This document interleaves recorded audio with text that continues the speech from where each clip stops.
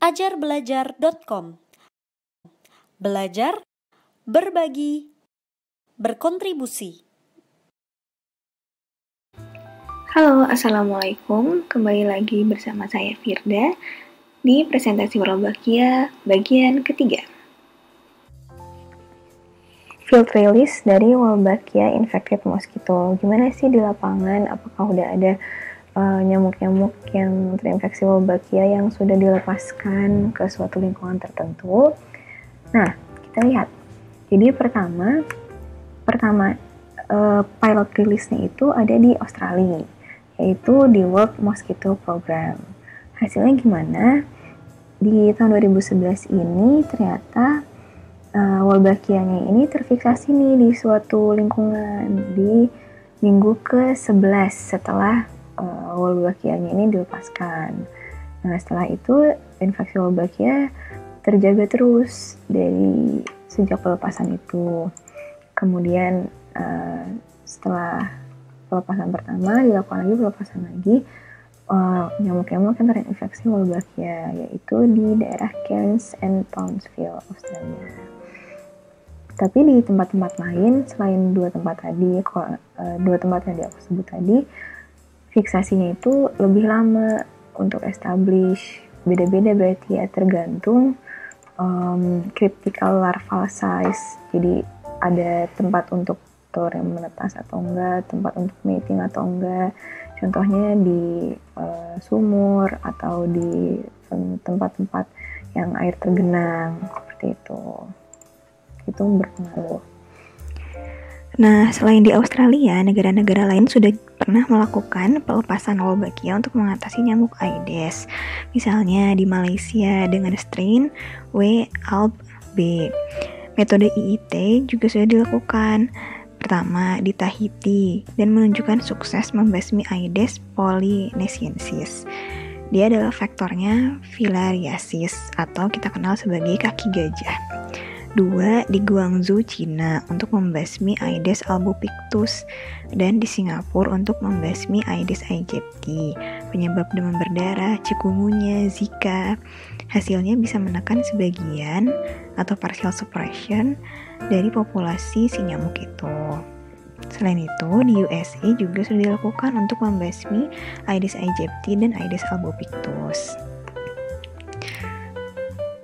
Di Indonesia sendiri gimana? Akan dilakukan uji coba pelepasan Wolbachia di Jawa Tengah, di mana Deng jadi endemik di negara tropis kita ini. Institut Biologi Molekuler Eijkman kerjasama dengan Monash University dan University of California untuk proyek ini. Proyeknya disebut dengan AWED atau Applying Wolbachia to Eliminate Deng. Timeline-nya bisa kita lihat di flowchart ini ya. Sekarang kita bahas dulu hasilnya sampai bulan November 2017 dulu. Hasilnya, sampai November 2017 sudah ada data yang jadi baseline atau data mendasarnya, yaitu ditemukannya demam berdarah, Deng hemorrhagic fever atau Deng shock syndrome pada anak-anak dan dewasa. Yang pertama, yang kedua, 68% dari 314 anak-anak yang sehat, usia 1-10 tahun ternyata punya nih antibodi yang bisa netralisir virus Deng ini. Lanjut, anak-anak usia muda yang terpapar dengan penyakit ini, mereka tuh ada di daerah treatment arm. Kita bisa lihat di peta treatment arm tuh yang mana aja. Anak-anak yang berusia 1-5 tahun lebih banyak menghabiskan waktu siangnya di rumah. Kita masuk ke bagian terakhir, yaitu outlook. Selanjutnya gimana? Kita perlu riset lebih banyak sebelum strategi yang sama dipakai untuk infeksi-infeksi lain. Perlu konfirmasi apakah strain Wolbachia, yaitu W. mel, adalah yang paling optimum dalam hal membunuh patogen dan seberapa cepat dia menyebar.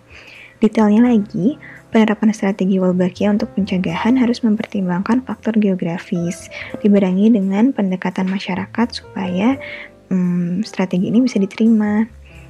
Strategi Wolbachia untuk pencegahan juga harus dipantau dalam jangka waktu yang lama untuk mendeteksi efek-efek yang timbul, misalnya perubahan interaksi Wolbachia dengan vektornya atau dengan virus. Lalu, seleksi strain Wolbachia juga penting sebelum menerapkan strategi ini. Maksudnya, strain ini harus punya pengaruh kuat ke penyebaran patogen dan tidak menyebar dengan mudah ke vektor lokal agar efek Wolbachia-nya sebagai pencegah tidak hilang. Dan strain Wolbachia masing-masing punya efek yang berbeda-beda ke inangnya. Poin kedua, riset tentang mekanisme persis penekanan virus oleh Wolbachia bisa meningkatkan keberhasilan dari strategi ini untuk mengontrol penyakit. Jadi, mekanisme persis kerjanya si Wolbachia ini, karena inhibisi dari replikasi atau perbanyakan dan penyebaran arbovirus termasuk Dengue virus, chikungunya virus, YFC, dan Zika virus masih belum dimengerti secara mendalam.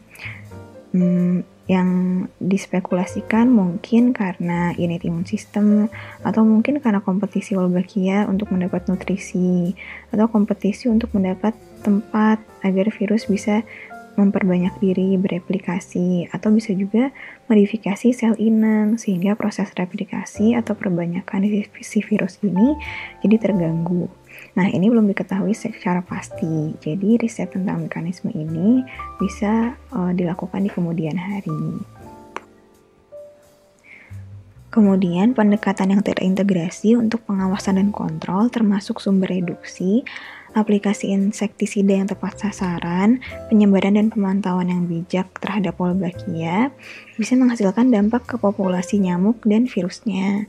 Nah, yang perlu dipertimbangkan, cangkupan area di mana virus Dengue ini menyebabkan angka kematian tertinggi. Yang kedua, skala dan keberlanjutannya. Yang ketiga, dampak ke kasus Dengue tersebut. Sekian sharing tentang Wolbachia. Ini beberapa paper yang saya jadikan rujukan. Terima kasih. Jangan lupa ya untuk like, subscribe, dan yang paling penting isi feedback konstruktif untuk mini tutor.